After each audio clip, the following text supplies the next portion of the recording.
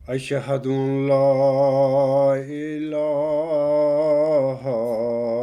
إلا الله وحده لا شريك له وأشهد أن محمدا عبده ورسوله أما بعد فأعوذ بالله من الشيطان الرجيم بسم الله الرحمن الرحيم الحمد لله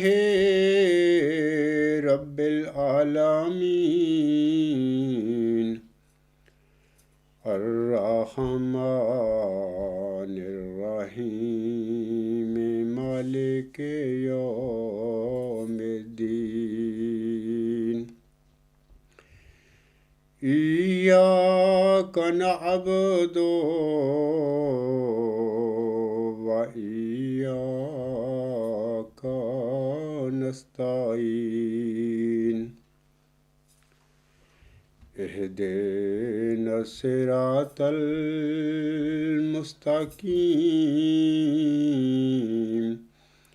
صراط الذين أنعمت عليهم صراط الذين أنعمت عليهم غير المغضوب عليهم ولا الضالين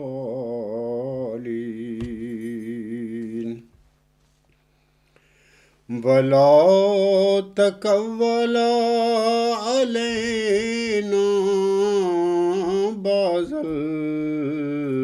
الأقاويل لأخذنا منه باليمين ثم لقطعنا منه الوتين فما منكم من أحد عنه حاجزين۔ یہ سورۃ الحاقہ کی آیت نمبر 45 سے 48 تک 4 آیات ہیں۔ ان آیات کا جو ترجمہ جناب مرزا بشیر الدین محمود احمد صاحب نے اپنی تفسیر صغیر میں کیا ہوا ہے، میں سامعین کے آگے وہ ان کا ترجمہ پڑھ کر سناتا ہوں۔ یہ ترجمہ ان کی تفسیر صغیر صفحہ 770 پر ہے۔ وہ ان آیات کے حوالہ سے ترجمہ کرتے ہوئے لکھتے ہیں، اور اگر یہ شخص یعنی محمد رسول اللہ صلی اللہ علیہ وآلہ وسلم ہماری طرف جھوٹا الہام منسوب کر دیتا، خواہ ایک ہی ہوتا، تو ہم یقیناً اس کو دائیں ہاتھ سے پکڑ لیتے اور اس کی رگے گردن کاٹ دیتے، اور اس صورت میں تم میں سے کوئی نہ ہوتا جو اسے درمیان میں حائل ہو کر خدا کی پکڑ سے بچا سکتا۔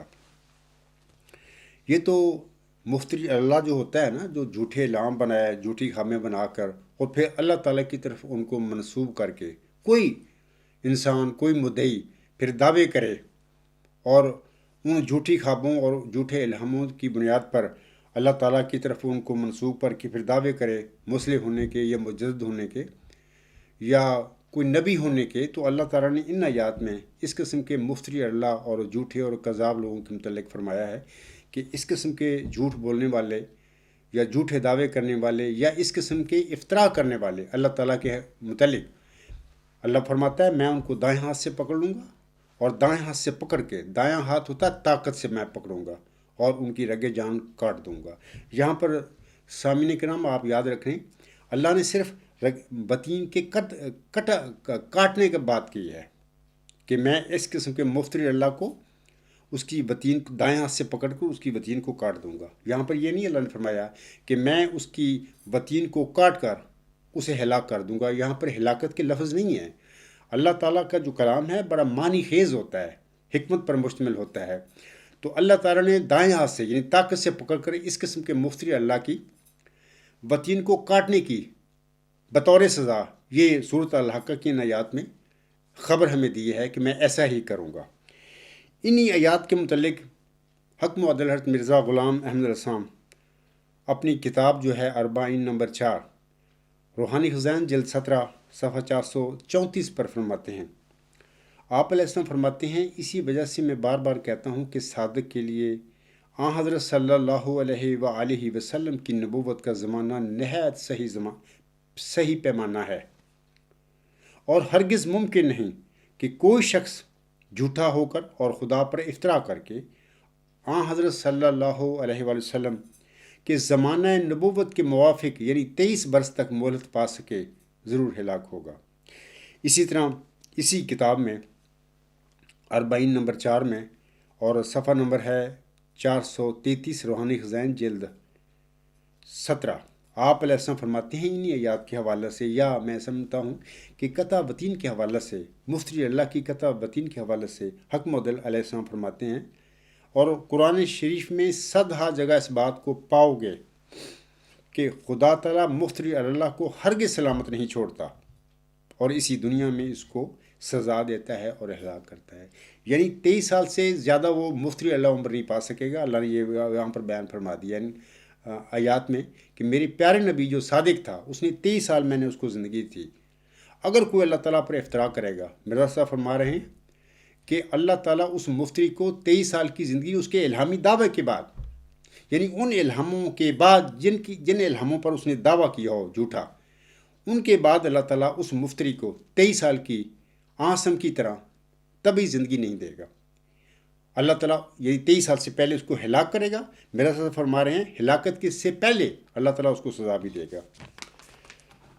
तो इसके बाद सामने किराम अल-बतीन के तर्जुमा और हकीकत के मुतल्लिक़ खाकसार ने अपने गुज़श्ता खुतबा जुमा में हक़ मुअद्दल हज़रत मिर्ज़ा ग़ुलाम अहमद अलैहिस्सलाम, हज़रत मौलवी नूरुद्दीन रज़ी अल्लाह ताला अन्हु और मिर्ज़ा बशीरुद्दीन महमूद अहमद के हवाले पढ़े थे। दोबारा याद आने के लिए मैं चाहता हूँ कि सामीन के आगे दोबारा पढ़ दूँ इस खुतबा जुमा में। हज़रत मिर्ज़ा ग़ुलाम अहमद अलैहिस्सलाम तफसीर जो जमाती मिल्लिया कब्रिस्तान ने बनाई है, उनकी जो आयात की तराजिम की हैं, हजूर साहब ने यह तफसीर की है, उसकी जिल्द 4 सफ़ा 456 पर हक़ मुअद्दल अलैहिस्सलाम फरमाते हैं, पैगम्बर साहब को तो ये हुक्म कि अगर तू एक इफ्तरा मुझ पर बांधता तो मैं तेरी रगे गर्दन काट देता। याद रखें कि हज़ूर साहब बतीन का क्या तर्जुमा फरमा रहे हैं अपने तर्जुमे में। आप अलैहिस्सलाम फरमा रहे हैं कि मैं तेरी रगे गर्दन काट देता, और किसका हवाले के साथ कह रहे हैं कि अपने नबी प्यारे सादिक जो असदुक सादिकीन था, यानी सब सादकों से, सब चीज़ों से बड़ा सच्चा था, उसके हवाला देकर अल्लाह ताला फरमा रहे हैं कि अगर मेरा ये नबी, अगर ये मेरा बरगज़ीदा बंदा मेरे मुतल्लिक़ को झूठा इफ्तरा करता, झूठे इल्हाम बनाता, तो मैं इसकी रगे गर्दन काट देता। आगे हुस्न फरमाते हैं, जैसा कि ऐत वलाउ तक़व्वला अलैना बअज़ल अकावील ला अख़ज़ना मिन्हु बिल यमीन सुम्मा ला क़ताना मिन्हुल वतीन से ज़ाहिर है। और यहाँ 24 साल से रोज़ाना इफ्तरा खुदा ताला पर हो और खुदा ताला अपनी सुन्नत कदीमा को ना बरते। यानी हुज़ूर फरमा रहे हैं कि मैं 24 साल से अपने इल्हामात, रोया, कशूफ़ अवाम को सुना रहा हूँ। अगर मेरी ये सारे झूठे इल्हाम होते, ये कशूफ़ रोया होती, तो अल्लाह ताला मुझे ऐसे ही छोड़ देता? नहीं, अल्लाह ताला कभी का अगर मैं इफ्तरा करता अल्लाह ताला के मुतल्लिक़, मेरी गड़े की गर्दन काट देता। ये तो हुज़ूर साहब का हवाला है। लेकिन मैं सामिन को कहना चाहता हूँ कि हक़ मुअद्दल इमाम महदी व मसीह मौद हज़रत मिर्ज़ा ग़ुलाम अहमद रगे जान को ही रगे गर्दन यानी बतीन का नाम दे रहे हैं। ईमान लाओ इस पे। और रगे गर्दन ही रगे जान यानी बतीन हुआ करती है। اب ہمارے مخالفین جماعت احمدیہ قبرستان کے جالے اور دوسرے ارباب و اختیار اور ان کے پیٹ پرست مولوی مفتری اللہ مرزا بشیر الدین محمود احمد کو قطع وطین کی سزا سے بچانے کے لیے، یا ان کی قطع وطین کی جو قہری تجلی ان پر ظاہر ہوئی اللہ نے کی ان کے جھوٹ اور ان کے افتراء کی وجہ سے، اس کو مٹانے یا اس کو احمدیوں کی نظر میں مشتبہ کرنے کے لیے حق مدل کے الوطین کو رگے گردن قرار دینے کو ماننے کے لیے بھی تیار نہیں ہے۔ انا للہ و انا الیہ راجعون، یعنی وہ حکم عدل حضرت مرزا غلام صاحب کی اصلاح کرتے پھر رہے ہیں۔ سامعین کرام دیکھیں، یہی وہ گمراہی ہوا کرتی ہے جو قوموں میں، امتوں میں، جماعتوں میں آ جاتی ہے۔ اور پھر وہ کیا کرتے ہیں، اپنے بانی جو ہوتا ہے امت کا یا جماعت کا، اس کی تعلیمات کو اپنی دکان کے ساتھ، اپنے جھوٹوں کے ساتھ ملانے کے لیے پھر اس کی، یعنی بانی جماعت کی، بانی امت کی اصلاح کرتے ہیں۔ نعوذ باللہ من ذالک، اس قسم کے وہ فریبکار لوگ ہوتے ہیں، یعنی سیدھے راستے سے بھٹکے ہوئے ایسے لوگ ہوتے ہیں۔ تو اسی قسم کے لوگوں کی پھر تجدید اور اصلاح کے لیے اللہ تعالیٰ کسی مومن کو امت محمدیہ میں بطور مومن، بطور مصلح، بطور مجدد مبعوث فرماتا ہے۔ اور اسی حوالہ سے میں آپ کو بتانا چاہتا ہوں کہ حضرت مرزا غلام صاحب اپنی کتاب تحفہ گولڑبیہ میں فرماتے ہیں، روحانی خزائن جلد 17 صفحہ 64 حاشیہ پر فرماتے ہیں، جو شخص مجھے دل سے قبول کرتا ہے وہ دل سے اطاعت بھی کرتا ہے اور ہر حال میں مجھے حکم ٹھہراتا ہے۔ میں قبرستانی جماعت کے جیالوں کو بطور خاص ان کے خود ساختہ و حکم ابو الحکم جو ہے، میں اس کو کہہ رہا ہوں کہ مرزا غلام صاحب فرما رہے ہیں، جو شخص مجھے دل سے قبول کرتا ہے وہ دل سے اطاعت بھی کرتا ہے، کرو ان کی اطاعت۔ آگے حسن فرماتی ہیں، اور ہر ایک حال میں مجھے حکم ٹھہراتا ہے۔ آپ حکم و عدل بھی ٹھہراؤ ان کو، اور انہوں نے جو ترجمہ کیا ہے وطین کا رگے گردن، اس کو مانو۔ آگے اس میں فرماتے ہیں، اور ہر ایک تنازعہ کا مجھ سے فیصلہ چاہتا ہے۔ ہم نے حکم و عدل سے فیصلہ لینا ہے، کوئی ڈاکٹر کوئی جو مرضی کرتے پھر رہے ہیں، تماشے کر رہے ہیں، ان کی کوئی حیثیت نہیں ہے۔ آگے اس میں فرماتے ہیں، مگر جو شخص مجھے دل سے قبول نہیں کرتا، اس میں تم نخبت اور خود پسندی اور خود اختیاری پاؤ گے، جیسے کہ اس وقت جماعت احمدیہ قبرستان کے نام نہاد جو ارباب و اختیار ہیں یا جالے بنے پھرتے ہیں یا پیٹ پس مولوی ہیں، ان میں یہ چیزیں آ چکی ہیں۔ پس جانو کہ وہ مجھ سے نہیں ہے، حضور صاحب فرماتے ہیں پس جانو کہ وہ مجھ سے نہیں ہے، کیونکہ وہ میری باتوں کو جو مجھے خدا سے ملی ہیں عزت سے نہیں دیکھتا، اس لیے آسمان پر اس کی عزت نہیں ہے۔ کیا اس کا صاف اور واضح مطلب نہیں ہے سامعین کرام کہ قبرستانی جماعت احمدیہ کے ارباب و اختیار حضرت مرزا غلام احمد علیہ السلام کے فرمودات کا انکار کر چکے ہیں؟ یہ ثبوت میں دے رہا ہوں آپ لوگوں کو۔ جب خاکسار کے ساتھ یہ روحانی واقعہ ہوا تھا، میں سامعین کو بتانا چاہتا ہوں، یعنی 10 دسمبر 1983 کو لاہور میں نیو مسلم ٹاؤن، وہاں پر جو جماعت احمدیہ قادیان کا ہاسٹل ہے دارالحمد، وہاں پر 10 دسمبر 1983 کہ ایک مبارک دن، یعنی جمعہ کا دن تھا، اس دن پھر میرے ساتھ یہ سارا واقعہ ہوا۔ میں نے اس کی تفصیل اپنی کتاب غلامی مسیح و زمان میں بیان کی ہوئی ہے۔ تو یہ واقعہ ہونے کے بعد پھر میں جب اللہ تعالیٰ کی طرف سے مجھ پر انکشاف ہو گیا کہ اے عبدالغفار، وہ مؤد نشان رحمت، وہ مؤد ذکی غلام تو ہے، میں بنا رہا ہوں تجھے۔ مرزا بشیر الدین محمود احمد کا دعویٰ جھوٹا ہے، کذاب انسان تھا۔ تو اس کے بعد میرے دل میں یہ پیدا ہوئی تھی، کیونکہ میں بھی اسی جماعت میں پیدا ہوا ہوں، مجھے پتہ ہے کہ یہ کس طریقے سے یہ تربیت کرتے ہیں لوگوں کی، یہ کر چکے ہیں 72 دفعہ یوم مجھ سے موت ملام نہ کرے۔ اس وقت میرے دل میں یہ بات آئی تھی کہ لگتا ہے مجھے کہ یہ لوگ یہ پھنس چکے ہیں، جھوٹے دعوے کیے مرزا بشیر الدین محمود میں، یہ لوگ اب ایسا ہوگا کہ یہ لوگ مرزا بشیر الدین محمود کو نہیں چھوڑیں گے، لیکن مرزا غلام احمد حکم عدل جو تھا، امام مہدی و مسیح موعود علیہ السلام تھا، یا جس کی جماعت ہے اس کو چھوڑ دیں گے۔ آپ دیکھیں کہ اب وہی بات ہو رہی ہے جماعت احمدیہ قبرستان میں کہ حکم عدل تو ترجمہ کرتا ہے وطین کا رگے گردن، اور یہ تماشے کرتے پھر رہے ہیں کہ نہیں وہ تو دل کی قریب ہوتی ہے، فلاں ہوتا ہے، اور مطلب کہ اپنے وہ سرجن نویں بنے پھرتے ہیں۔ میں صرف آپ لوگوں کے لیے یہی کہتا ہوں کہ لعنت اللہ علی الکاذبین، جو اپنے بزرگ بانی جماعت یا بانی امت علیہ السلام کی تعلیم سے انحراف کرے۔ اس کے بعد سنیے دوسرا حوالہ، مولوی نور الدین رضی اللہ تعالیٰ عنہ اپنی تفسیر میں حقائق فرقان جلد 4 صفحہ 203 پہ فرماتے ہیں اسی وطین کے متعلق. وہ اجل چوٹی کا حکیم تھا اپنے زمانے میں، لوگ جانتے ہیں.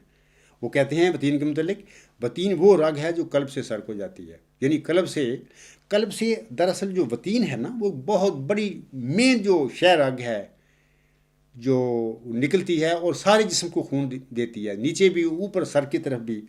تو قلب سے وہ موٹی سب سے بڑی جو شہ رگ نکلتی ہے وطین، پھر دماغ کی طرف بھی جاتی ہے اور وہی گلے سے گزر کر جاتی ہے. تو گلے سے جب گزرتی ہے تو وہ وطین ہی ہوتی ہے، کیونکہ وہ وطین کا جو مین جو رگ ہے دل سے نکلتی ہے، اس کی ایکسٹینشن ہوتی ہے. آگے جسم کے ساتھ اللہ تعالیٰ نے ان کا پھر جسامت بنائی ہوئی ہے، آگے آگے جیسے جاتی ہے تو وہ باریک ہوتی جاتی ہے، لیکن ہوتی وہ وہی ہے کہ جو دل سے وطین نکلتی ہے اسی کا وہ حصہ ہوتی ہے.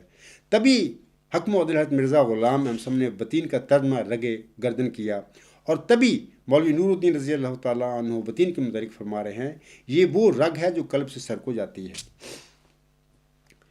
اے احمدی بہنوں، بھائیوں اور بزرگوں اور دیگر سامعین کرام، اللہ تعالیٰ نے جن کی وطین کو قطع کیا تھا، جن کے متعلق ہماری یہ بحث یہ جھگڑا چل رہا ہے، یعنی مرزا بشیر الدین محمود احمد، وہ وطین کا ترجمہ اس طرح کرتے ہیں تفسیر صغیر صفحہ 770، اور اس طرح اس کی رگے گردن کاٹ دیتے. یار خدا کا خوف کرو، جو جھوٹا مفتری تھا وہ بھی رگے گردن وطین کی ترجمہ کر رہا ہے. آپ کہاں پھر رہے ہو؟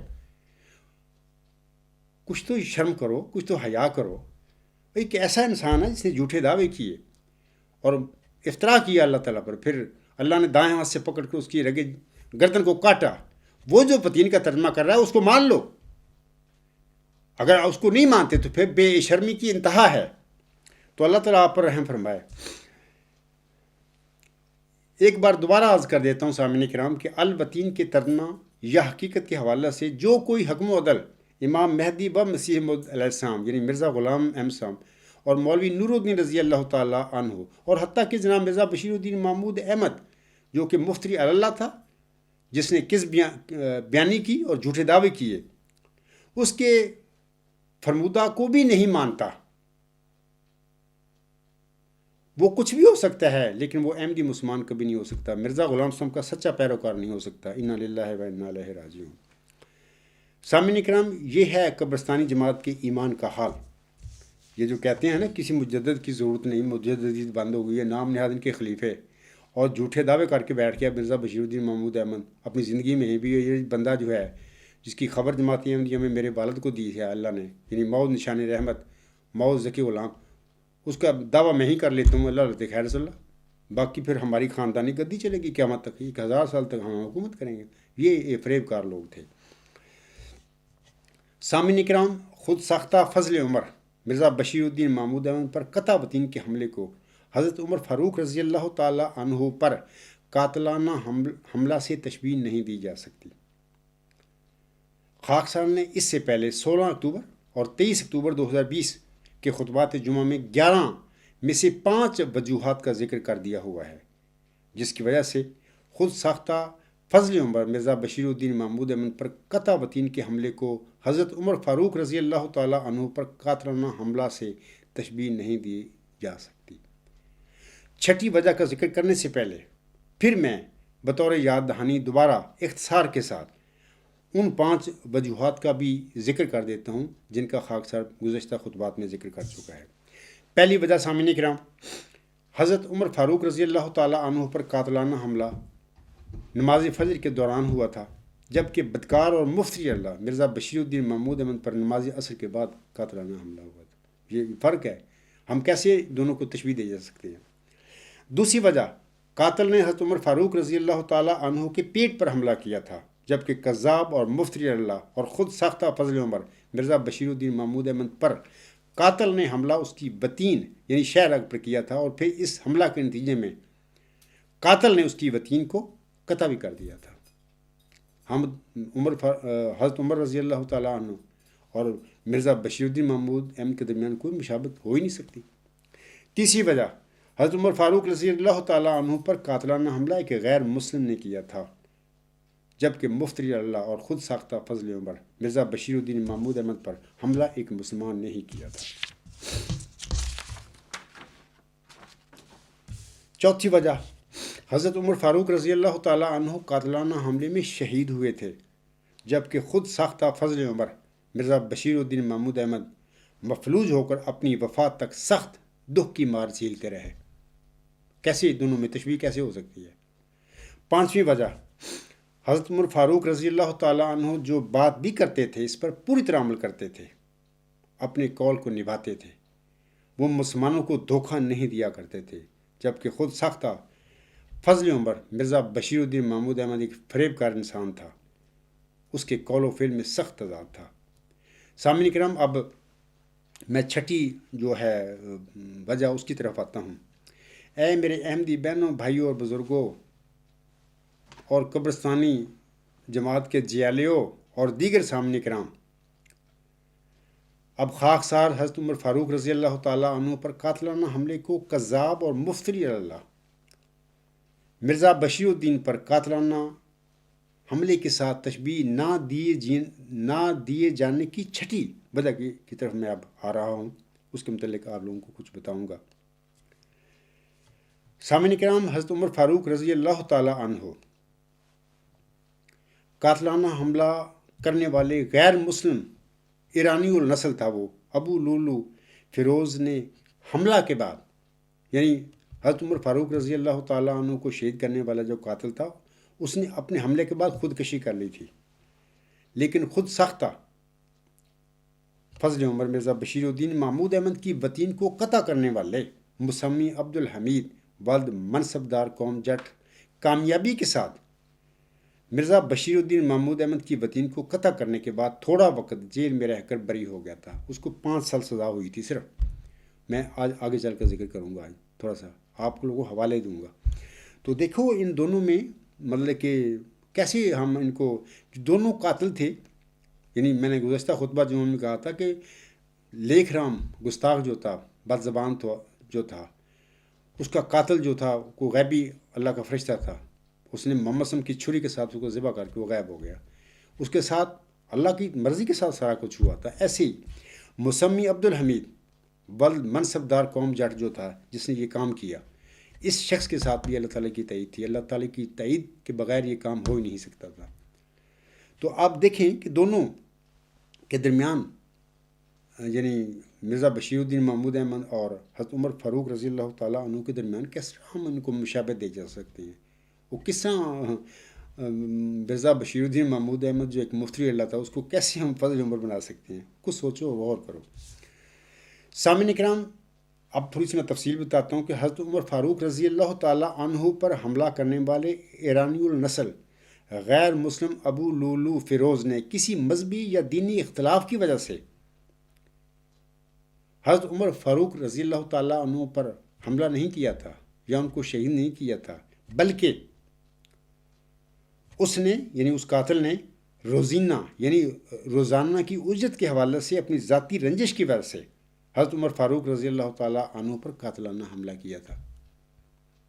کسی ایمانی یا مذہبی اختلاف کی وجہ سے یہ حملہ نہیں کیا تھا اس نے، جیسا کہ نبی احمد سوہا اپنی کتاب اصحاب رضی اللہ تعالیٰ عنہ رسول اللہ صلی اللہ علیہ وسلم اور ان کے کارنامے کی صفحہ 170 پر فرماتے ہیں۔ سامعین کرام، اب میں اس کی تفصیل تھوڑی سی بتا دوں آپ لوگوں کو۔ یہ جو ایرانی النسل غیر مسلم ابو لولو تھا، اس کے متعلق سوہا احمد صاحب فرماتی ہیں اپنی کتاب میں، حضرت مغیرہ رضی اللہ تعالیٰ عنہ بن شعبہ کا ایک ایرانی النسل غلام ابو لولو فیروز نامی تھا۔ اس نے حضرت عمر رضی اللہ تعالیٰ عنہ سے شکایت کی کہ مغیرہ مجھ سے روزینہ زیادہ لیتے ہیں، آپ اس میں کمی کرا دیں۔ پوچھا کیا دیتے ہو؟ اس نے بتایا روزانہ 2 درہم۔ آپ رضی اللہ تعالیٰ عنہ نے پوچھا کمائی کا ذریعہ کیا ہے؟ اس نے بتایا نجاری، نقاشی اور آہنگری۔ آپ رضی اللہ تعالیٰ عنہ نے فرمایا ایسی منفت بخش ذرائع رکھنے والا آدمی تو 2 درہم بڑی آسانی سے دے سکتا ہے۔ دوسرے دن فجر کے وقت جب آپ رضی اللہ تعالیٰ عنہ نماز پڑھا رہے تھے، ابو لولو مسجد میں داخل ہوا اور آپ پر خنجر سے 6 وار کیے، جن میں سے ایک زیر ناف لگا اور وہی شہادت کا باعث ہوا۔ جب لوگوں نے اسے پکڑا تو اس نے خودکشی کر لی۔ حضرت عمر رضی اللہ تعالیٰ عنہ زخمی ہو کر گر پڑے اور پوچھا حملہ آور کون ہے؟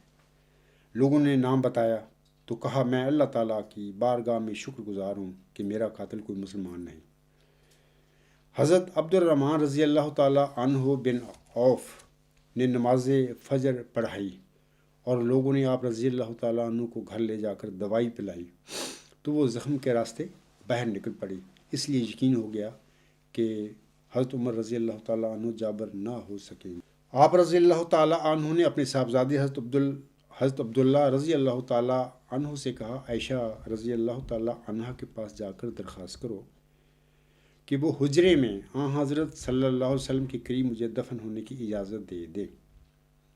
وہ گئے تو عائشہ رضی اللہ تعالیٰ عنہ ام المومنین رو رہی تھیں۔ عبداللہ کے جواب میں کہا یہ جگہ میں نے اپنے لیے رکھی تھی لیکن عمر رضی اللہ تعالیٰ عنہ کو اپنی ذات پر ترجیح دیتی ہوں۔ صاحبزادے نے واپس آ کر خوشخبری سنائی تو فرمایا میری سب سے بڑی آرزو یہی تھی۔ سامنے کرام آپ نے دیکھ لیا کہ یہ جو قاتل تھے دونوں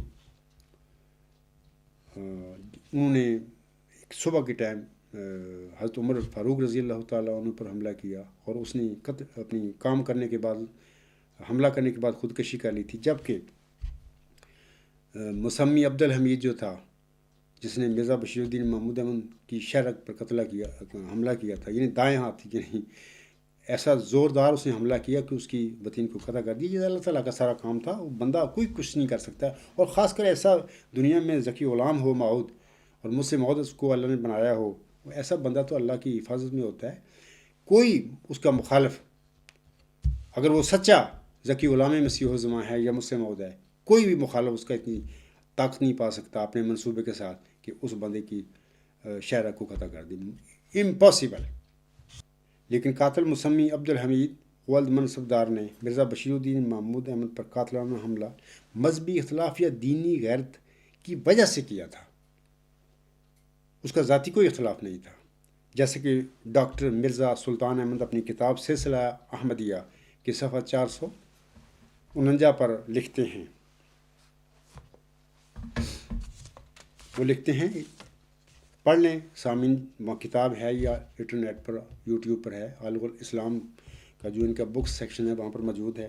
وہ لکھتے ہیں جب ملزم کو پیش کیا گیا تو اس نے اقرار کیا کہ میں نے جان بوجھ کر نیت قتل سے حملہ کیا کیونکہ اس نے یعنی مرزا بشیر الدین محمود احمد نے یعنی قاتل کے زوم میں میرے محبوب نبی کریم صلی اللہ علیہ وسلم کی توہین کی تھی۔ سامعین کرام، قاتل نے یہ کہا تھا، لیکن اللہ تعالیٰ کی نظر میں مرزا بشیر الدین محمود احمد نے نہ صرف الہامی پیشگوئی پر حملہ کیا تھا بلکہ جھوٹا دعویٰ مجھ سے موت کر کے اللہ تعالیٰ کی جلال اور غیرت کو بھی للکارا تھا۔ یہ بہت بڑا کہ جرم تھا اس شخص کا، وہ مجرم تھا بہت بڑا۔ مرزا غلام صاحب کا اگرچہ وہ بیٹا تھا لیکن جماعت احمدیہ میں مرزا غلام صاحب کی جماعت احمدیہ پر قبضہ کر کے اس میں اس نے فساد عظیم ڈالا تھا اور اللہ تعالیٰ کی غیرت اور جلال کو بھی للکارا تھا، اور پھر اللہ تعالیٰ اس کاذب کو دائیں ہاتھ سے پکڑ کر اس کی وطین یعنی شہرہ کو کیوں نہ کاٹتا۔ پھر اللہ نے کہا کہ یہ کہ حوالہ ہے، دوسرا سن لیجئے، اسی مصنف کی کتاب کے 450 صفحہ پر جج صاحب کا سنیے وہ کیا فیصلہ تھا۔ جج صاحب لکھتے ہیں، اب میں سزا سنانے کے مشکل سوال کی طرف آتا ہوں۔ ملزم ابھی چھوٹی عمر سے تعلق رکھتا ہے اور اقدام قتل کا منصوبہ نہ تو سیاسی ہے اور نہ مالی لالچ کی وجہ سے ایسا کیا گیا ہے اور نہ ہی ذاتی انتقام کی خاطر یہ اقدام اٹھایا گیا ہے، بلکہ اس کا مقصد خالصتاً مذہبی تھا، اور یہ ایک مذہبی جنونی کی روح کی پکار ہے اور ایک عادی قاتل کا اقدام نہیں ہے۔ اس لیے میرے خیال میں انتہائی سزا دینے کی ضرورت نہیں ہے۔ اس کا اقرار جرم اس بات کو ظاہر کرتا ہے کہ مجرم شہید بننا چاہتا ہے۔ تو اب جج کا فیصلہ بھی آپ لوگوں کے آگے میں نے پڑھ کر سنا دیا ہے۔ تیسرا سن لیجئے کہ اس کی سزا کتنی پھر ہوئی۔ یہ بھی مطلب کہ ڈاکٹر مرزا سلطان احمد اسی صفحہ پر لکھتے ہیں کہ عبد الحمید کو 5 سال قید بامشقت سنائی گئی۔ سن لیا سامعین کرام نے کہ جو ایرانی النسل ابو لولو تھا فیروز، اس کے اور مسمی عبد الحمید کے درمیان بڑا فرق تھا کہ اس نے اپنی ذاتی رنجش روزانہ کی اجرت کے حوالے سے ذاتی رنج کی وجہ سے حضرت عمر फारूक रज़ी अल्लाह ताला अन्हु के पेट पर हमले किए और शहीद कर दिया हमारे खलीफा तुर रसूल सानी रज़ी अल्लाह ताला अन्हु को। और इधर मुसम्मी अब्दुल हमीद जो था, इसने किसी ज़ाती रंजिश की वजह से नहीं किया था हमला, ये सिर्फ खालिस मज़हबी था। वो समझता था कि मेरे नबी पाक सल्लल्लाहु अलैहि वसल्लम की तौहीन इस शख्स ने की है, वगैरह वगैरह। ये एक बहाने होती हैं जब अल्लाह ताला को काम करना चाहता है एक ऐसे गलत आदमी को सज़ा देने के लिए, तो किसी इंसान के दिल में भी कुछ डाल सकता है और उसको ताकत दे सकता है, फिर वो जो अल्लाह चाहता है वो काम कर गुजरता है। तो अब सुन लिया आप लोगों ने कि मैं आप लोगों को फिर बताता हूँ कि लिहाजा ए मेरे अहमदी बहनों, भाइयों और बुज़ुर्गों और दीगर सामने कराम, खुद साख्ता अबुल हकम को बतौर ख़ास मैं बताना चाहता हूँ कि मिर्ज़ा बशीरुद्दीन महमूद अहमद पर कातिलाना हमला और हज़रत उमर फ़ारूक रज़ी अल्लाह ताला अन्हु पर कातिलाना हमलों में कोई मुशाबत नहीं है, ना दी जा सकती है। अब मैं ये छठी वजह के बाद मैं आप लोगों को सातवीं वजह बताना चाहता हूँ, वो क्या थी। हज़रत उमर फ़ारूक रज़ी अल्लाह ताला अन्हु ने सामने के नाम उम्मत मुहम्मदिया की क़यादत पर कब्ज़ा करने के लिए कोई मकरो फ़रेब और कोई कोशिश नहीं की थी, बल्कि आप रज़ी अल्लाह ताला अन्हु को सैयदना हज़रत अबू बकर सदीक़ रज़ी अल्लाह ताला अन्हु ने अपने जानशीन के तौर पर नामज़द किया था। और मिर्ज़ा बशीरुद्दीन महमूद अहमद, आगे मैं बताऊँगा, वो मौलवी नूरुद्दीन रज़ी अल्लाह ताला अन्हु की क़यादत के दौर में ही अपनी मकारियाँ उसने शुरू कर दी थी, प्रोग्राम सियासी और जो कुछ भी है। मैं बारहा अपने खुतबात में बयान कर चुका हूँ, आगे भी थोड़ा सा बताऊँगा जल के। ये जो नामजदगी है तो उमर रज़ी अल्लाह ताला अन्हु की, इसके हवाला से नबी अहमद सुहा अपनी किताब असहाब रज़ी अल्लाह ताला अन्हुम रसूल सल्लम और उनके कारनामे के सफ़ा 100 पर लिखते हैं।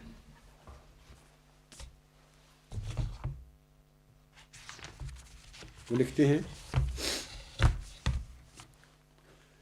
हज़रत अबू बकर सदीक़ रज़ी अल्लाह ताला अन्हु की साहबजादी हज़रत आयशा सदीक़ा रज़ी अल्लाह ताला अन्हा कहती हैं कि एक दिन बहुत सर्दी थी, आप रज़ी अल्लाह ताला अन्हु ने गुस्ल किया तो तेज़ बुखार हो गया। मैं अपने सादा अहमदी बहनों, भाइयों और बुज़ुर्गों को कहना चाहता हूँ कि तवज्जो से मेरी ये बात, ये हवाला किसी गैर अहमदी का हवाला उसी किताब में पढ़ कर सुना रहा हूँ, और गौर करें कि वो खुलफा का क्या रवैया था या उनका तकवा का, उनकी बेनफसी का क्या कमाल नमूना था। आप किन लोगों के इन मकारियों और फरेबकारों और दज्जालों के कब्ज़े में, शिकंजे में फंस चुके हो, जिनको आप किसी को फजल उमर, किसी को मुस्लिम मौद, किसी को नाफला मौद और किसी को कमरुल अंबिया बनाते फिर रहे हो। अच्छा, आगे वो लिखता है मुसन्निफ, कई दिन तक इसी हालत में हिम्मत करके मस्जिद में नमाज़ पढ़ाते रहे। जब बिल्कुल मजबूर हो गए तो अपनी जगह इमामत के लिए उमर फ़ारूक रज़ी अल्लाह ताला अन्हु को मुकर्रर कर दिया। बीमारी में कमी नहीं हुई और रोज़ बेरोज़ कमज़ोरी बढ़ती गई, तो आप रज़ी अल्लाह ताला अन्हु को, यानी अबू बकर सदीक़ रज़ी अल्लाह ताला अन्हु को अपने बाद जानशीन बनाने का ख्याल आया। आपने सबसे पहले शूरा के रुकन हज़रत अब्दुर्रहमान रज़ी अल्लाह ताला अन्हु बिन औफ को बुलाकर हज़रत उमर रज़ी अल्लाह ताला अन्हु के बारे में तबादला ख्याल किया।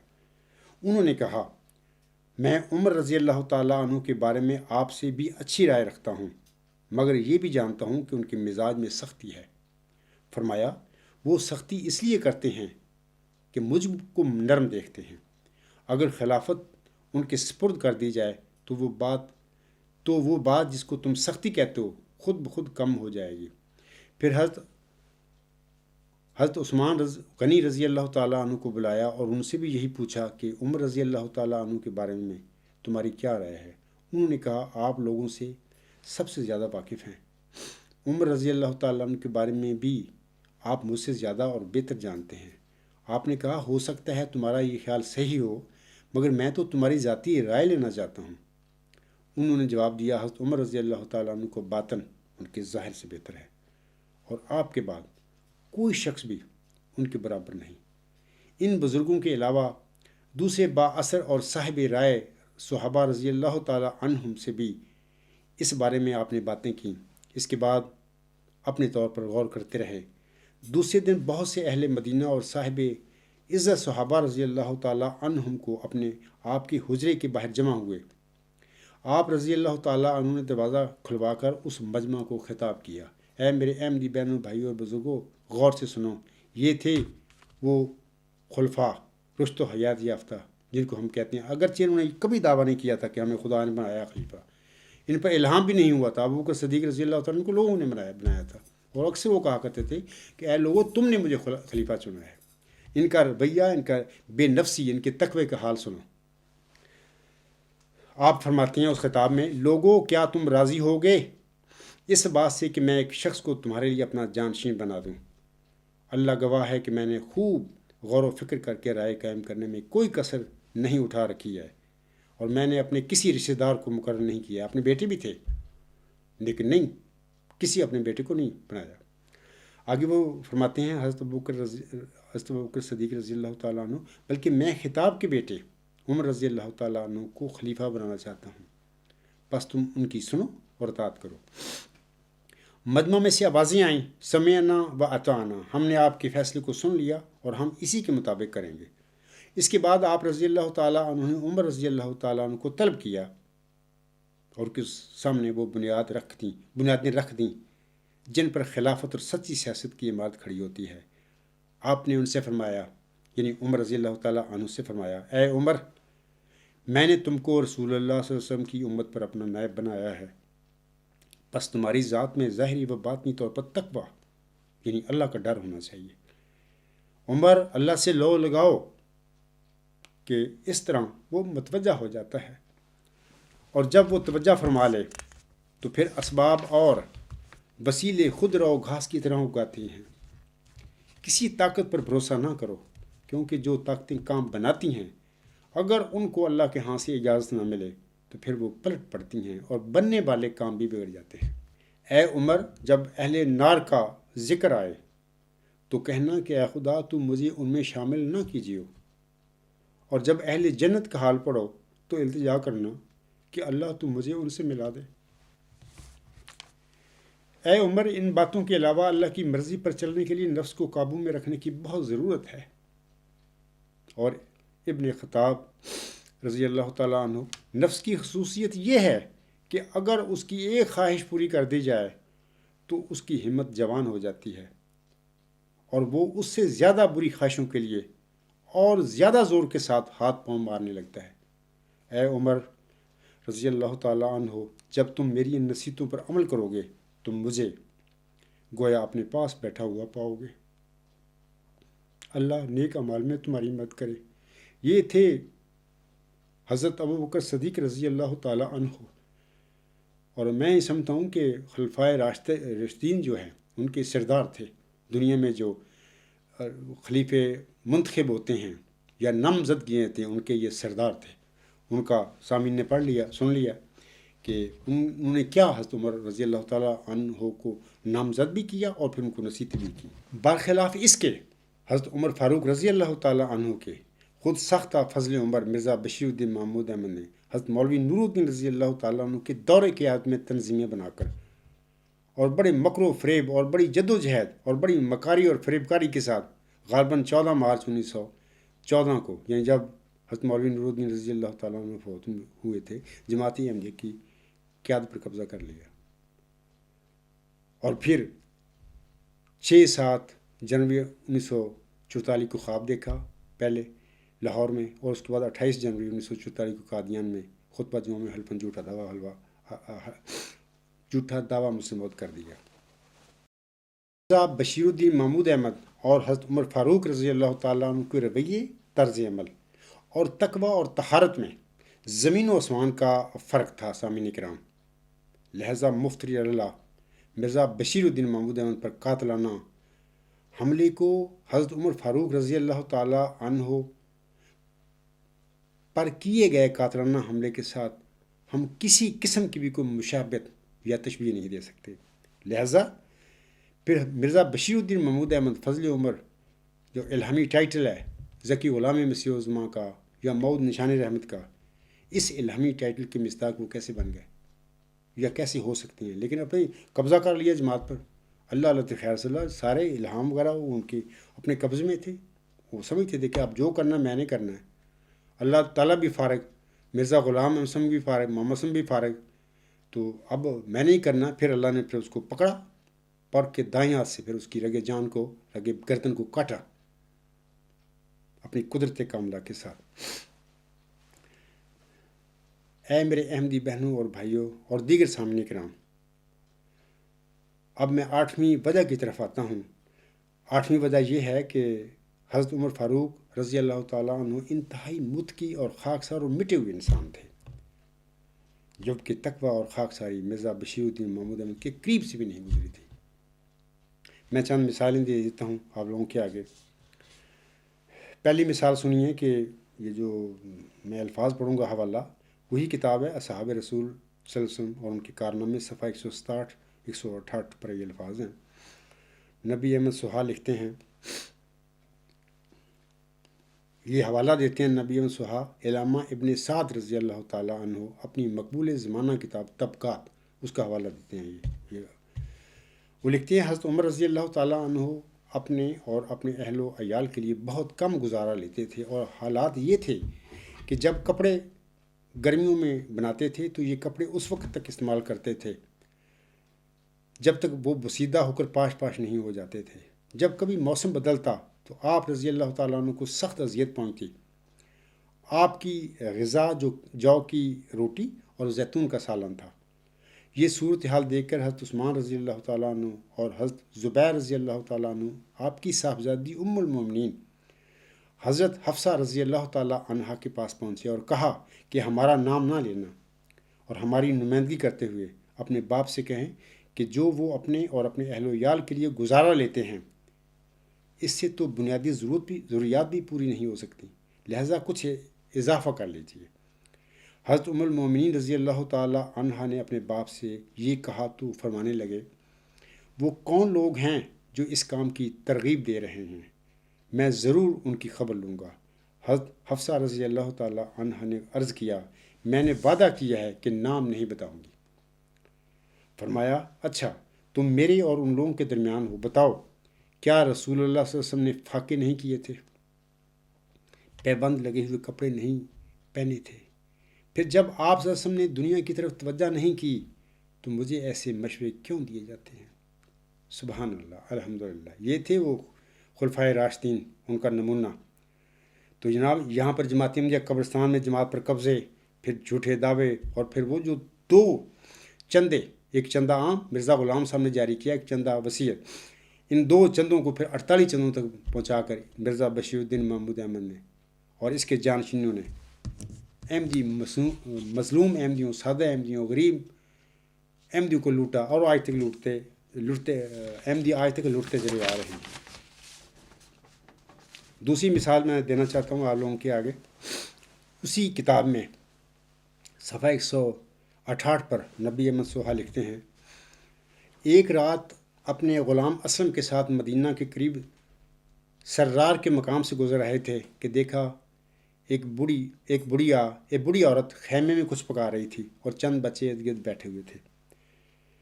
جب نزدیک پہنچے تو سنا کہ بچے رو رہے ہیں. پوچھا کیا بات ہے، یعنی اندر داخل ہو کر بڑھیا سے پوچھا. بڑھیا نے بتایا کہ یہ بھوکے ہیں اس لیے روتے ہیں. آپ رضی اللہ تعالیٰ عنہ نے پوچھا، ہانڈی میں کیا پک رہا ہے؟ اس نے کہا، کچھ بھی نہیں، صرف پانی چڑھا دیا ہے تاکہ بچے بہل جائیں اور پھر سو جائیں. یہ سن کر آپ رضی اللہ تعالیٰ عنہ کانپ اٹھے اور آنکھوں میں آنسو بھر آئے. سامعین کرام اور احمدی بہنوں، بھائی اور بزرگوں، سنیے، یہ تھے خلفائے راشدین. انہوں نے کبھی یہ دعویٰ نہیں کیا تھا کہ ہمیں خدا نے بنایا ہے یا ہم پر الہام ہوا ہے. آپ کس دجل میں پھنسے بیٹھے ہوئے. آگے وہ لکھتا ہے نبی احمد سہا، اسلم کو لے کر شہر لوٹے، بیت المال کا دروازہ کھولا، آٹے کا ایک تھیلا اور لوگوں نے زیتون کا ایک برتن اٹھا لیا. اسلم نے کہا کہ میرے کندھے پر رکھ دیجئے. فرمایا، کیا قیامت کے روز بھی تم میرا بوجھ اٹھاؤ گے؟ آپ رضی اللہ تعالیٰ عنہ نے یہ سامان لا کر بڑھیا کے سامنے رکھ دیا. وہ کھانا پکانے میں مصروف ہو گئی اور آپ رضی اللہ تعالیٰ عنہ اس کی آگ پھونکنے لگے. بڑھیا نے کہا، اللہ تمہیں جزا دے، خلیفہ تو تمہیں ہونا چاہیے تھا، نہ کہ عمر رضی اللہ تعالیٰ عنہ کو. فرمایا، اللہ عمر کو معاف فرمائے، خیر کل تم بچوں کو لے کر خلیفہ کے پاس آؤ، انشاءاللہ میں بھی وہاں ملوں گا اور تمہارا وظیفہ مقرر ہو جائے گا۔ یہ مردود جو بنے پھرتے ہیں خدا کے بنائے ہوئے خلیفے، اگر ان میں سے کوئی ہوتا تو کہتا وہ عمر تو میں ہی ہوں۔ دیکھو نا کیا کمال تقوی اور بے نفسی تھی حضرت عمر رضی اللہ تعالیٰ عنہ کی، اور آپ کن لوگوں کو فضل عمر کے ٹائٹل دیتے پھر رہے ہو۔ سامعین کرام، اسے کہتے ہیں تقوی اور اپنے نفس سے خالی ہونا۔ کیا مرزا بشیر الدین محمود احمد کے قریب سے بھی اس قسم کا تقوی گزرا تھا؟ ہرگز نہیں، ہرگز نہیں۔ ایک اور مثال سن لیجئے کہ حضرت عمر رضی اللہ تعالیٰ عنہ اکثر وہ رات کو گردش کیا مطلب کہ اپنے مدینہ میں چکر کاٹا کرتے تھے، گلیوں میں گزرتے تھے، لوگوں کی خبر لیتے تھے۔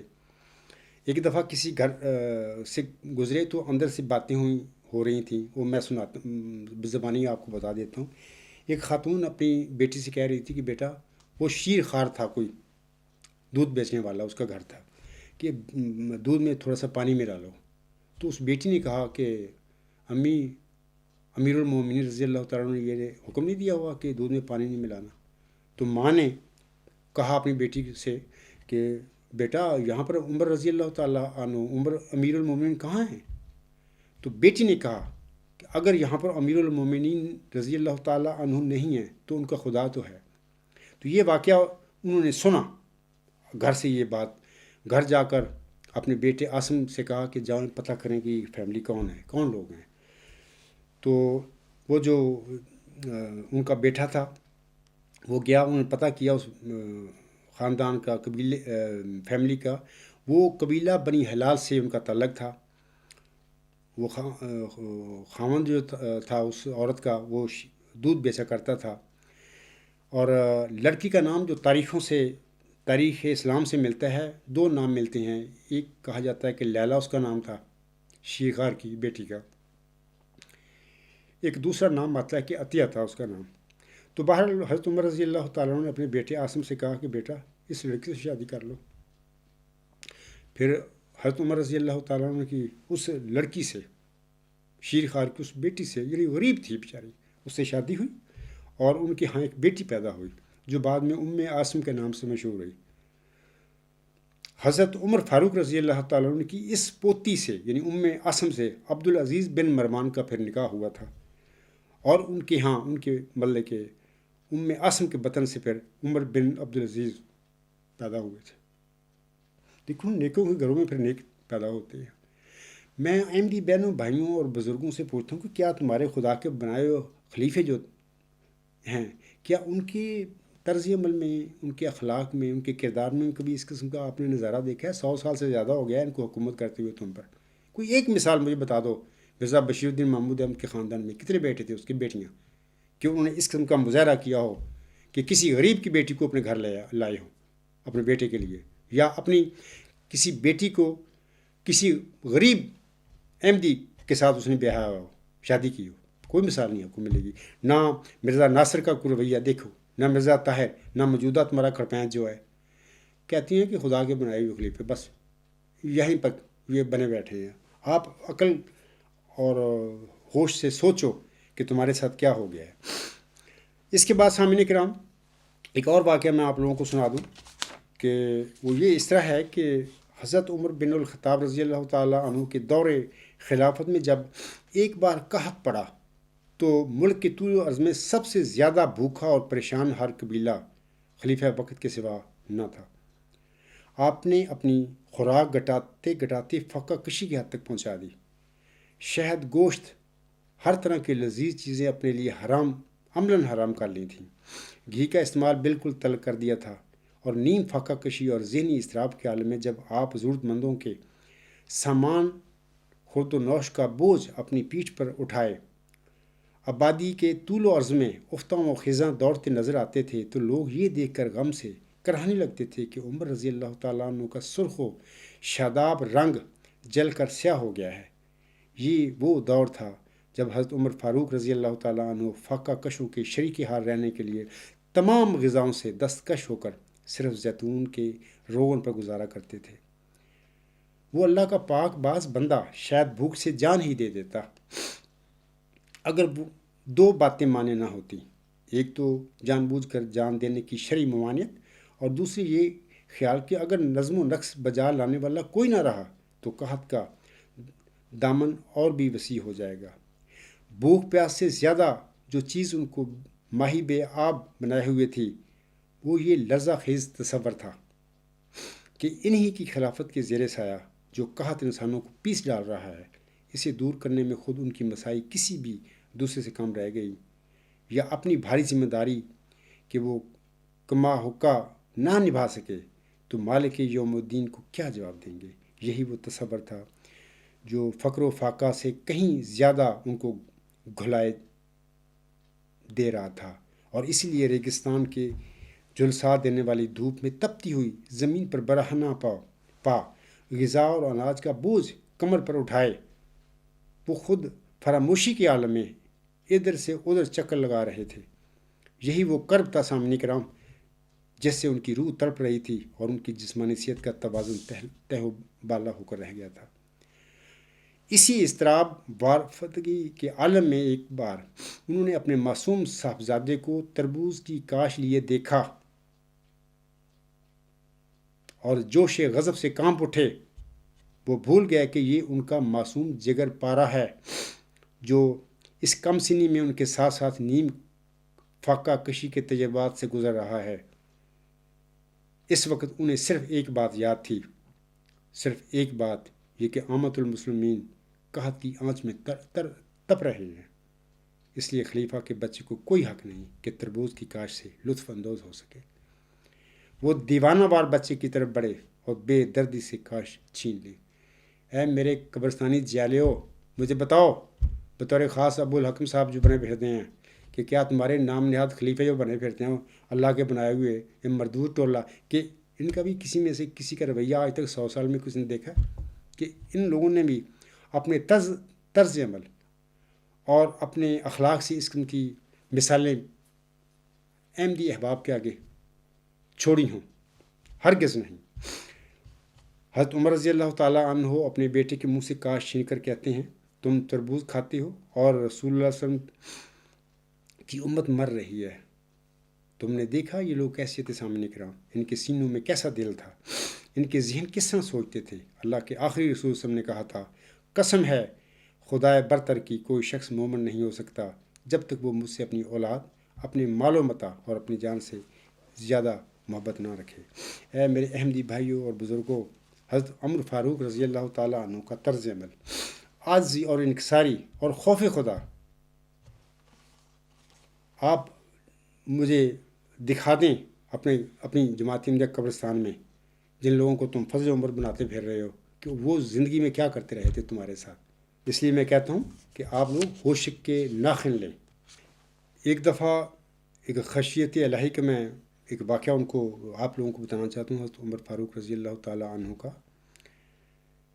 سامعین کرام، ایک دفعہ حضرت عمر فاروق رضی اللہ تعالیٰ عنہ فرمانے لگے کہ اگر اس وقت آسمان سے آواز آئے کہ سب لوگ بخشے جائیں گے اور جنت میں چلے جائیں گے مگر ایک کے سوا، فرمانے لگے شاید وہ ایک میں ہی ہوں گا۔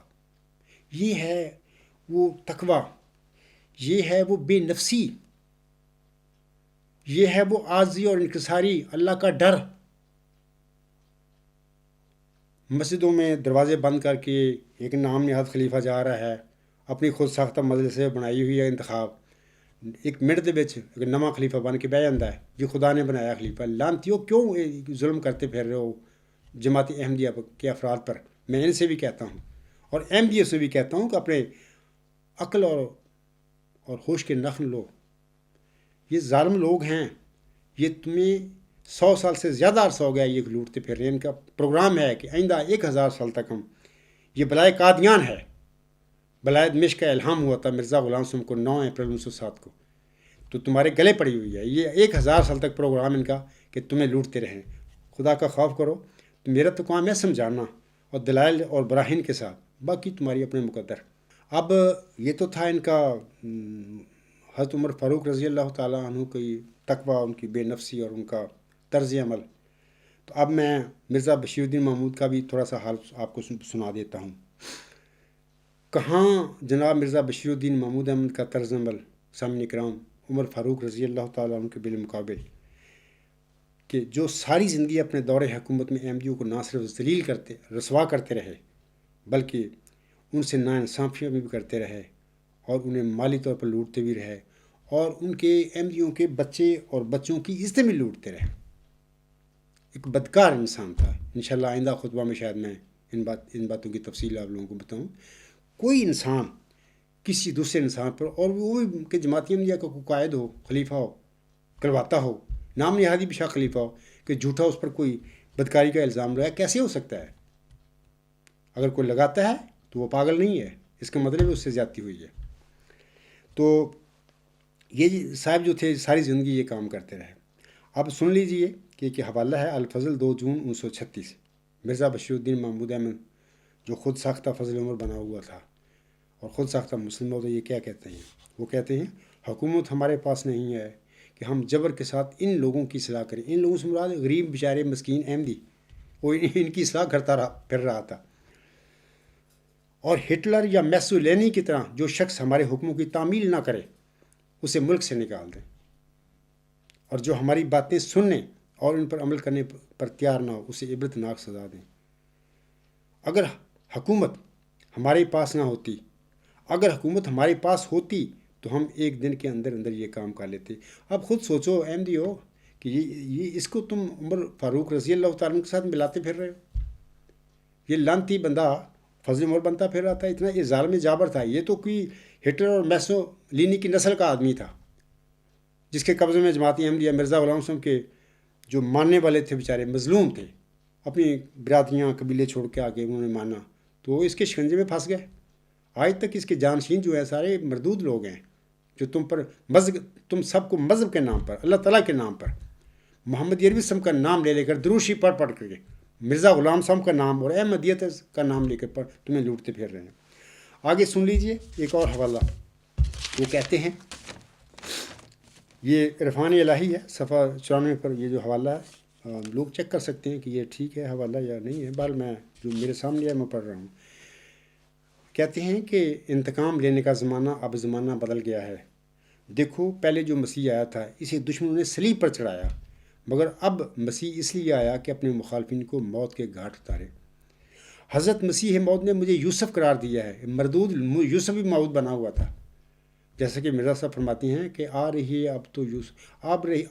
اب تو خوشبو میرے یوسف کی، مجھے گو کہو دیوانہ میں کرتا ہوں اس کا انتظار۔ یہ وہ ذکی غلام ہے، وہ موعود نشان رحمت ہے، اس کو اللہ تعالیٰ نے موعود یوسف قرار دیا ہوا ہے۔ ساری زندگی مرزا غلام صاحب اس موعود ذکی غلام کو، اس موعود نشان رحمت کو، اس موعود یوسف کو ڈھونڈتے رہے۔ آگے وہ کہتا ہے کہ حضرت مسیح صاحب نے مجھے یوسف قرار دیا ہے، میں کہتا ہوں مجھے یہ نام دینے کی کیا ضرورت تھی، یوسف ہی بنا بیٹھا ہے۔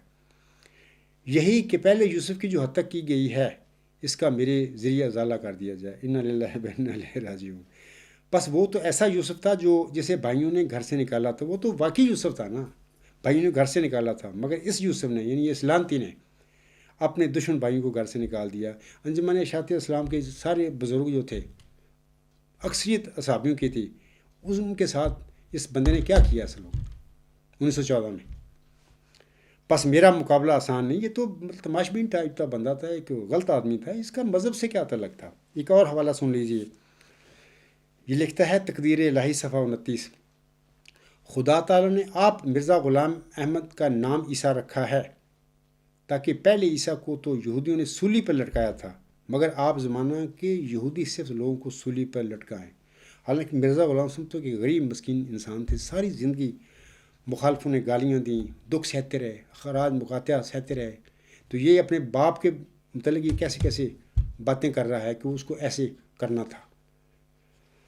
تو ایک اور حوالہ سن لیجئے، وہ لکھتے ہیں کہ ساری دنیا، یہ تقریر خلیفہ قادیان مندرجہ الفضل 25 اپریل 1930، وہ کہتے ہیں ساری دنیا ہماری دشمن ہے، بعض لوگ جب ان کو ہم سے مطلب ہوتا ہے تو ہمیں شاباش کہتے ہیں، جس سے بعض احمدی یہ خیال کر لیتے ہیں کہ وہ ہمارے دوست ہیں، حالانکہ جب تک ایک شخص خواہ وہ ہم سے کتنی ہمدردی کرنے والا ہو، پوری طور پر احمدی نہیں ہو جاتا، یعنی ان کو چندے وغیرہ نہیں دیتا، ان کے ہاتھ نہیں چومتا، اس وقت تک ان کی تسلی نہیں ہوتی.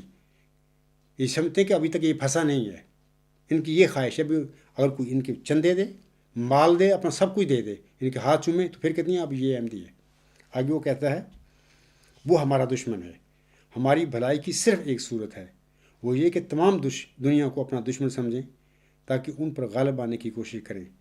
شکاری کو کبھی غافل نہ ہونا چاہیے. دیکھیں نا، شکاری احمدیوں کو شکاری کہہ رہا ہے نا، یہ تبلیغ مولوی شولوی کرتے پھر ہیں ساری ارباب اختیار ایجالے. میں ان کو بھی کہوں گا کہ یہ شکاری تمہارے متعلق یہ لفظ اس نے استعمال کرایا ہوگا. آپ کیا کم کرتے پھر ہیں؟ کس بندے کو آپ فضل مسلم موت بناتے پھر رہے ہیں؟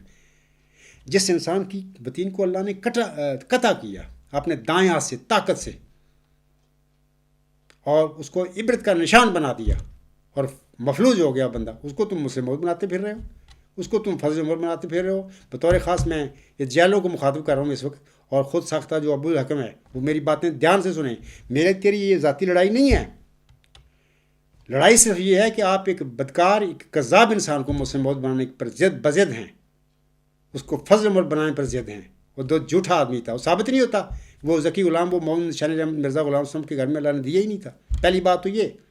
دوسری یہ کہ جھوٹا دعویٰ کرنے والا اللہ نے طاقت سے پکڑ کے اس کی بطین کو قطع کر دیا. اس کی آپ تم لڑائی کرتے پھر رہے ہو، جنگ کرتے پھر رہے ہو، اس کو جھوٹے طور پر ثابت کرنے کے لیے کہ نہیں یہ بطین قطع نہیں ہوئی تھی وغیرہ وغیرہ. ہوش کے ناخن لو، آخر مرنا ہے. ابو الحکم صاحب، یہ آپ میرے ساتھ جو کرتے پھر رہے ہیں، یہ آپ ایک فعال تیار ہو رہی ہے میری بھی اور آپ کی بھی. قیامت کے دن یہ ساری فائل آپ کے آگے ہوگی کہ آپ عبدالغفار جمعہ کے ساتھ کیا کرتے رہے تھے، اور میری فائل بھی بن رہی ہے، وہ بھی اللہ تعالیٰ کے حضور ہوگی. آگے وہ کہتا ہے شکاری کو کبھی غافل نہ ہونا چاہیے اور اس امر کا برابر خیال رکھنا چاہیے کہ شکار بھاگ نہ جائے. یعنی وہ جو عام مسلمان ہیں وہ ان کو لفظ استعمال کر رہا ہے شکار کا، یا ہم پر حملہ ہی نہ کر دے. دیکھیں، آپ نے دیکھ لیا ہے کہ اس کا کیا حال تھا.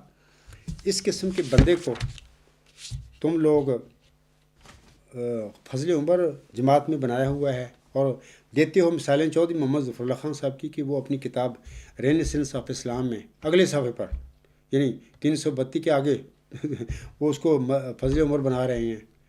تو میں کہہ رہا ہوں، میں پہلے ہی بتا چکا ہوں کہ وہ اپنی سادگی لا علمی میں، اپنی عقیدت کے نشے میں چودھری محمد ظفر اللہ صاحب یہ کام کر رہے تھے، جبکہ یہ تو بدکار آدمی تھا. اور یہ تو بندہ ہے، یعنی تمہیں عقل نہیں آتی کہ اس بندے کو اللہ نے پکڑ لیا. دیکھو، دو چیزیں یاد رکھو اس موز ذکی غلام موز نشان رحمت کے حوالے سے. کہ پہلی بات تو یہ ہے کہ مرزا غلام صاحب پر نازل ہونے والا الہامی مبشر کلام جو ہے وہ قرآن کریم کی تصدیقی مہر کے ساتھ ہمیں بتا رہا ہے.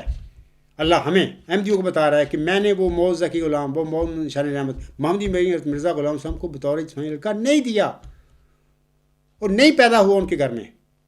پہلی بات یہ ہے کہ مرزا بشیر الدین محمود احمد یا کوئی مرزا غلام صاحب کا لڑکا کس طرح وہ ذکی غلام مسیح عظمیٰ یا موز نشان رحمت یا مسلم کیسے بن سکتا ہے؟ وہ فضل عمر کیسے ہو سکتا ہے؟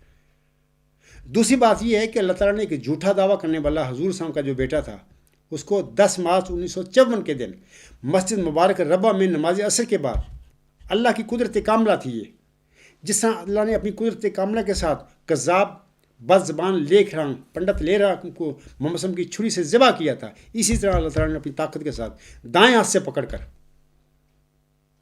اس مفتری اللہ جو بشیر الدین محمود تھا، اس کی رگ جان کو، اس کی وطن کو قطع کر دیا تھا.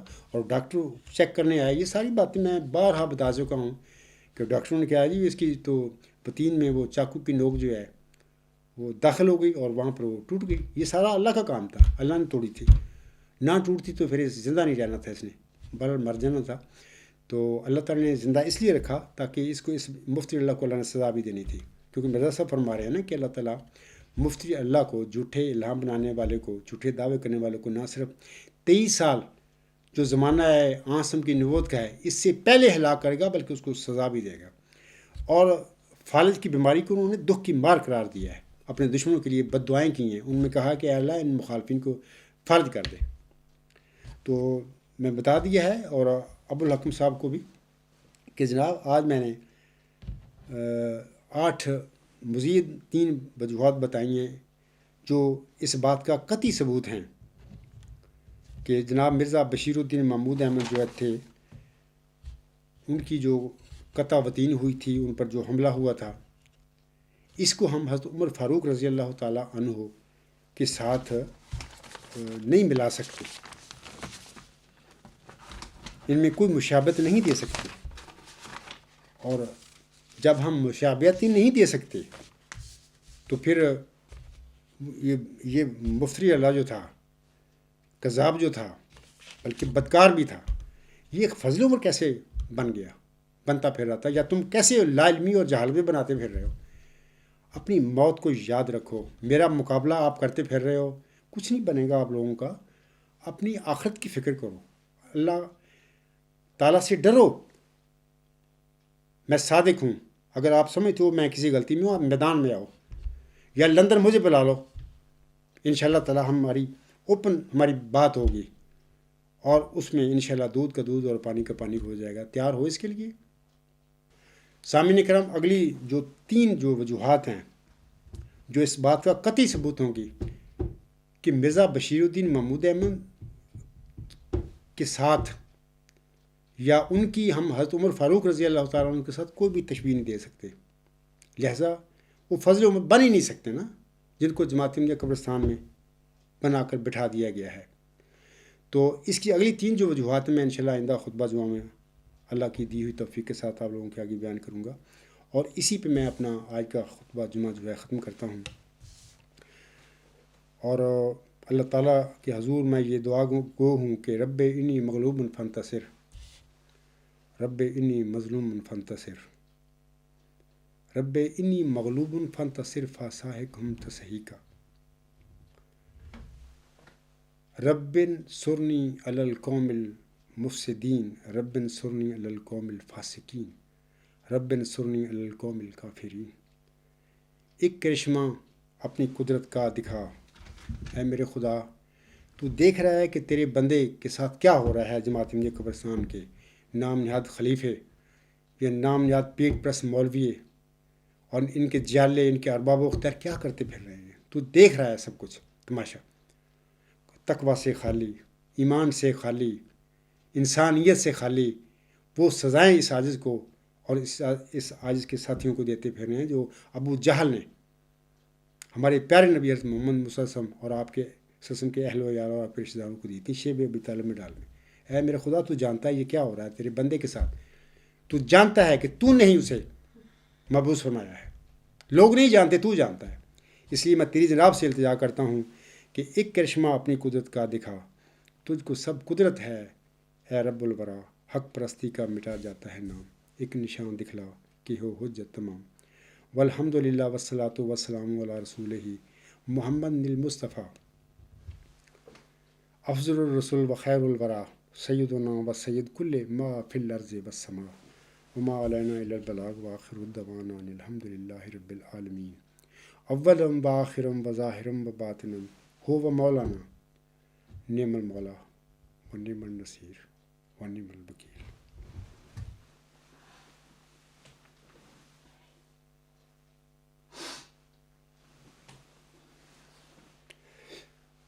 الحمد